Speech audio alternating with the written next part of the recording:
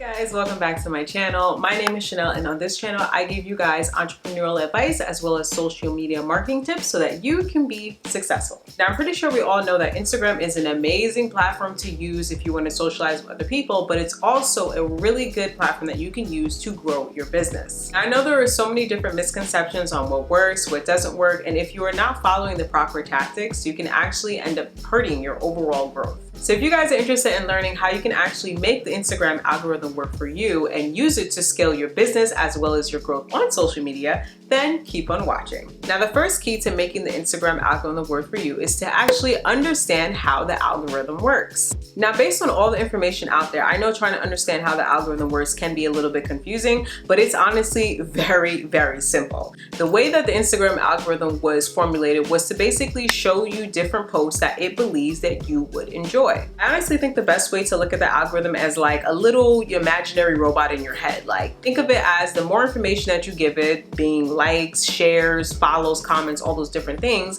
it's going to continue to give you more content that is related to the post that you're basically interacting with. Now, there are three main factors that you guys should pay close attention to, and they are interest, recency, and relationships. We're about to break all of those down, so make sure you get a notepad and take some notes. Now, the first factor we're going to talk about is interest, and interest is so important because this pretty much determines how Instagram shows you the different posts to your feed. Interest is really important because based on the post that you like, this is what Instagram is going to push to the top of your feed when you come into your account. Now, a really good example of this would be the different kinds of posts that you pretty much interact with. So those could be likes, they could be comments, they could be shares, saves, all those different things. If you guys take a look at my Explode page, you'll see that there are so many different posts where you see animals. Pretty much every other block down, you'll see that it's either a cat or it's either a dog or some type of animals, and this is based on me interacting with those type of posts. I'm always sharing animal posts with my friends, I'm always liking on them, I'm always commenting on them,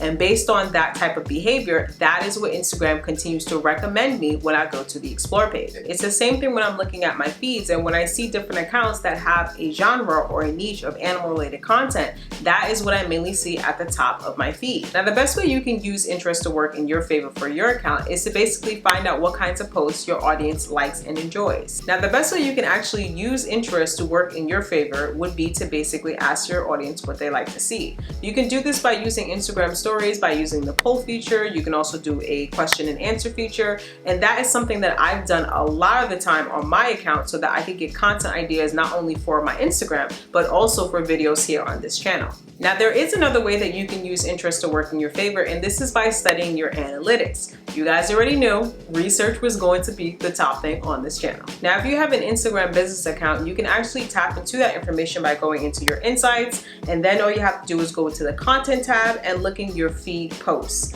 With the feed posts, it's actually very beneficial because you can look at pretty much everything based on comments, engagements, shares, and saves. Those four things are going to be monumental for getting research for the type of content that you should post for your audience. Now, this works in your favor tremendously because when you post that type of content or you stick to that type of niche, you have a higher chance of having your post show up further to the top of your followers' feed because that's the type of content that they have shown an interest in based on their past behavior. Now, the next feature I want to talk about is recency, and this is so important for your account. Now, we all know that Instagram moved away from the whole chronological order of how they would show you their different posts on your feed, and that's mainly because so many different people are on the platform. If you really think about it, if you have at least maybe 1,000 to 2,000 people that you are following, do you really think you can see every single person's post in one day?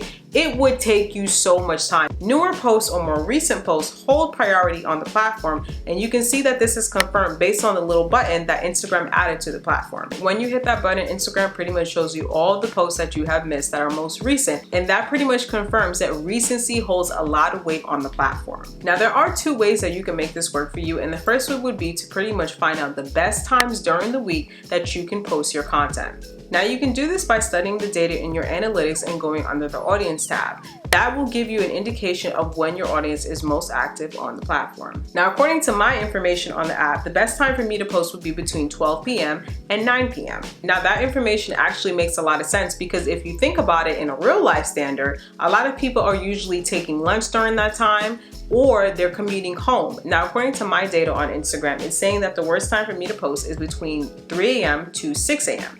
And that actually makes a lot of sense. Why? Because if you think about it, most people are usually sleeping during that time and we're not on our phones. It makes sense that a lot of my followers aren't active early on, like around 5 a.m., maybe 6 a.m., because that's about the time when people are getting up and they're getting ready for work or school. You're not gonna be on your phone during that time, so it makes a lot of sense, and that's why you should definitely study your data. Now, the third feature I want to discuss is relationships. Relationships are key for the algorithm because if they see that different accounts are spending more time engaging with one another, it will actually continue to push more of your posts with the people that are interacting with your content. Now, the reason for this happening is because, like we mentioned earlier, there are so many different people on the platform, and when you're following close to 700 or thousands of people, this is the only way that Instagram can determine which posts to show you. If the algorithm sees that your followers are consistently saving your posts, liking your posts, commenting your posts, sharing your posts, they're going to see that interaction as engagement, and now they're going to continue to push more of your posts to that specific follower. You could definitely make this work for you by being strategic with your posts so that you can use them to continue to boost engagement for your account. Your captions on Instagram are so important because this is the time when you have that call of action where you can speak to your audience and get them to engage. You can easily do this by asking a question in your captions to spark engagement. You can also use emojis to draw attention. You can also do this by asking them to like the post, to comment on the post, or even to tag a friend that might be interested in enjoying that content as well. If you want more tips on how to write better Instagram captions, make sure you check out this video over here. Instagram Stories is another great feature that you can use to build relationships with your audience, and they make it incredibly easy because they literally give you all of the tools right in the app. It's so important to remember that everyone has an opinion, so why not give your audience a reason to share theirs?